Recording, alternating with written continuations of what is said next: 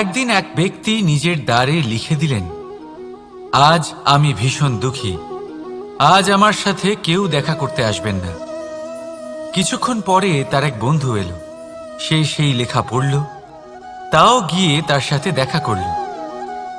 সে বলল, আমি লেখাপড়া জানি না, কিন্তু আমার বন্ধুর মনের এই বেদনা, এটা আমাকে সবসময় ডাক দেয়। এরাই হলো আসল বন্ধু। কোনো কারণে আপনি যদি দুঃখ পান, কোনো সমস্যার সমাধান না বের করতে পারেন, এই সংসার থেকে আলাদা হয়ে যেতে চান, তাও এই বন্ধু আপনার সাথেই থাকবে।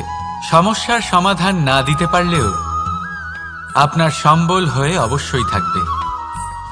হয়তো আপনার দুঃখ কম করতে পারবে না, কিন্তু আশার আলো অবশ্যই দেখাবে। যখন আপনি সংসারের থেকে আলাদা হয়ে যান, তখনও আপনার সাথে যুক্ত থাকে আপনার এই বন্ধু।